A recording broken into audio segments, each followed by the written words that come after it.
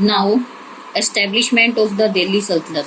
After Muhammad Ghori's death in 1206, Qutbuddin Aibak proclaimed himself ruler of Turkish territory in India. He took the title of Sultan and made Delhi his capital. This was the beginning of the Delhi Sultanate. The Delhi Sultanate had 5 dynasties: the Slave, Khalji, Tughlaq dynasty of Turkish origin, the Sayyid and Lodhi dynasty of Afghan origin.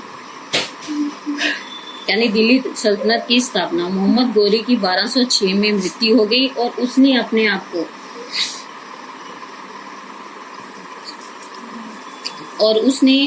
अपने आप को Turkish प्रदेशों का शासक घोषित कर दिया और उसने जो है सुल्तान का शीर्षक मिल गया तथा उसने दिल्ली को अपनी राजधानी बनाया।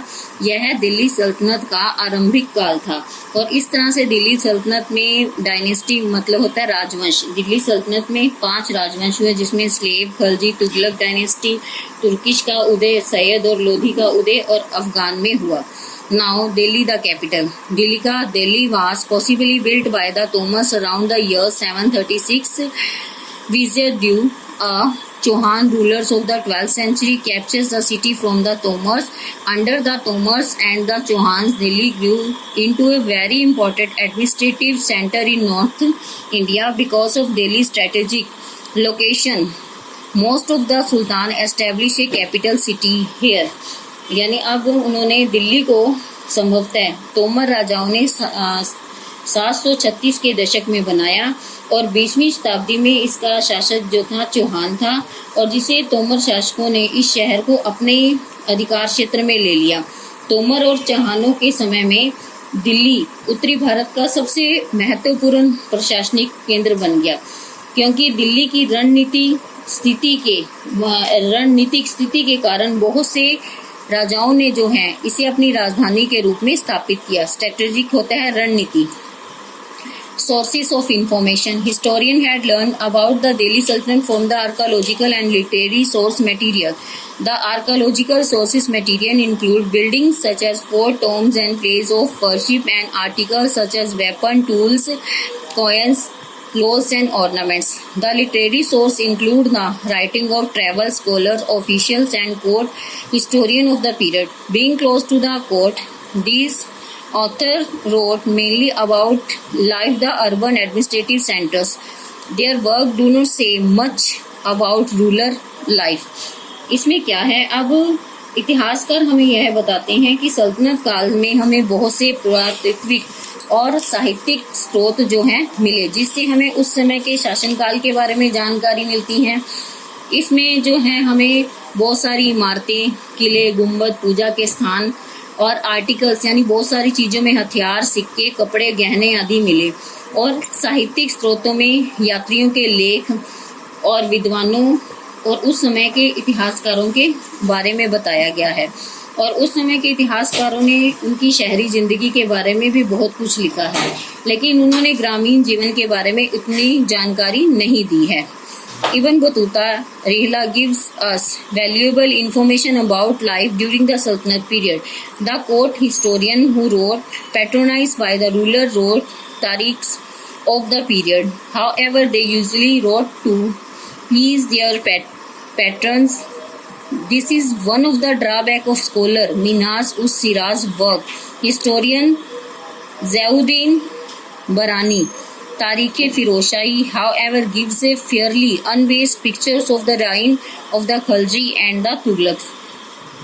इसमें सल्तनत काल के इब्न बतूता रिहला ने हमें सल्तनत काल के बारे में महत्वपूर्ण जानकारी दी है। उन्होंने उस समय इतिहास लिखा और आम तौर पर वो इतिहास इसलिए लिखा जाता था वे अपने संरक्षकों को खुश करते थे। मिनहाज उस सिराज का एक जो है ये बहुत बुरा काम बताया गया क्योंकि वो सिर्फ अपने राजाओं की तारीफ करते थे और इसमें जो है खलजी और तुगलक ने अपने शासकों की अच्छी तस्वीर भी दी है। Now the Mamluks or slave dynasty. Qutbuddin Aibak. After Muhammad Ghori's death in AD 1206, Qutbuddin Aibak, a Turkish slave who had played an important role in Ghori expansion plan in India, proclaimed himself the Sultan and ruled from the Delhi. Aibak founded the slave dynasty. His successor होते हैं उत्तराधिकारी, were called Mamluk, and which means slaves or son or slave. Aibak was benevolent and the kind to the poor and was therefore known as the luck बख्श. इसमें कुतुबुद्दीन ऐबक के बारे में बताया गया है। 1206 में मोहम्मद गोरी की मृत्यु के बाद कुतुबुद्दीन ऐबक, जो कि तुर्किश दास था, उसने गोरी के राज्य का विस्तार करने में बहुत महत्वपूर्ण भूमिका निभाई और वह अपने आप को राजा घोषित करता था। ऐबक ने स्लेव डायनेस्टी की नींव रखी और उसके उत्तराधिकारी जो हैं अपने आप को मामलुक कहा करते थे, जिसका अर्थ था स्लेव। ऐबक एक दयालु उदार दिल था। वह गरीबों के प्रति दयालु स्वभाव रखता था और उसे लख बख्श के नाम से जाना जाता था। Ghiyasuddin Balban. After Razia death a number of insignificant rulers ascend the throne. क्या असेंड का मतलब होता है उत्तराधिकार के लिए। ascend the throne. Then it is 1265 a Turkish slaves Balban, who had become a leading member of the nobility, took over as a sultan.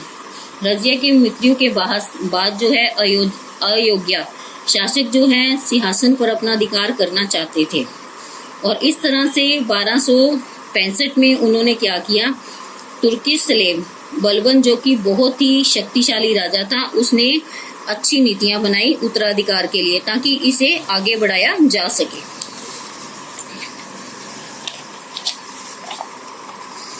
इसमें Balban was known for his strong policy and he undertook the following measure to strengthen the position of the sultan. उसने बहुत सी strong शक्तिशाली नीतियां बनाई, जैसे थी defeated many local rulers, defended his kingdom from Mongol invasion and internal revolts, derived power by introducing the divine right of kingship. The ruler is the representative of God on earth.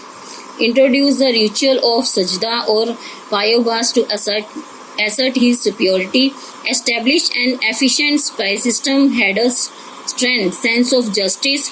Restored law and order in the Ganga Yamuna Doab by adopting a policy of blood and iron. He mercilessly punished robbers and destroyed the zamindar who defied his authority.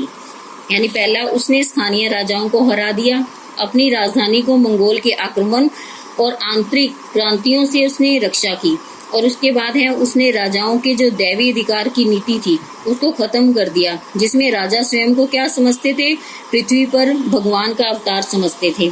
और उसने सजदा और पाबोस की प्रथा से अवगत कराया, यानी कि ये एक तरह का प्रणाम करना, जैसे हम किसी को नमस्ते वगैरह करते हैं। उसने एक कुशल शासन प्रणाली की स्थापना की। उसने जो है उसमें न्याय की भावना थी।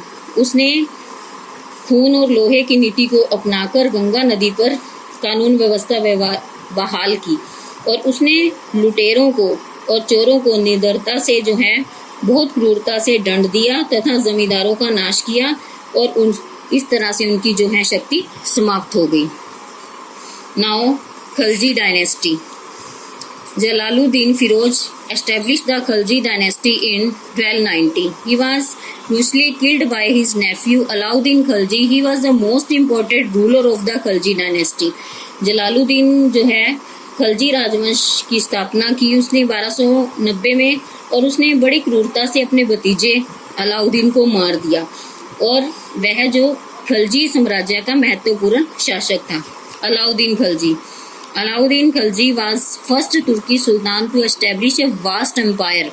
During his reign, the Delhi Sultanate extended beyond the Vindhya up to the Deccan, and the Sultanate reached new height, being a brilliant general and shrewd administrator, and he conquered Gujarat territory in quick succession. Succession होता है उत्तराधिकार। उसके बाद अलाउद्दीन खिलजी जो पहला तुर्की सुल्तान था जिसने बड़े साम्राज्य की स्थापना की और उसके काल में जो है सीमाओं का विस्तार हुआ और सल्तनत काल जो है अपने शिखर पर पहुंच गई और वह प्रतिभाशाली और चालाक प्रशासक था और उसने गुजरात के क्षेत्र को जीतकर अपना जो है उत्तराधिकार यानी अपना राज्य स्थापित किया। Alauddin sent his commander Malik Kafur to bring the rich kingdom of the Deccan under control. The Yadavas of Devgiri and Katyas of Warangal and Bhosle of Devasamudra and the Pandyas of Madurai accepted Alauddin overlordship. Alauddin did not bring all this territory under his direct control. Instead, he made all these rulers accept him as his superior. They had to pay huge amount as tributes. According to Len, he attacked Chittor, the capital of Mewar in Rajasthan, to capture Padmani, the beautiful queen of Mewar, ruler Ratan Singh. इसमें अलाउद्दीन ने अपने जो commander को जो है डकेन को समृद्ध राजधानी पर नियंत्रण करने के लिए भेजा और उसके बाद जो है अलाउद्दीन ने उन प्रदेशों पर सीधा नियंत्रण नहीं किया, यानी उन पे सीधा कंट्रोल नहीं किया, लेकिन सभी शासकों ने उसकी सर्वोच्चता को स्वीकार किया कि वो एक योग्य राजा है और इसके लिए उसे वो क्या करते थे, मूल्यवान उपहार देते थे। और इसके लिए वे पौराणिक कथा के अनुसार उसने चित्तौड़ पर आक्रमण किया, जो कि राजस्थान में मेवाड़ की राजधानी था। उसने मेवाड़ के शासक रतन सिंह की रानी पद्मिनी को पकड़ लिया।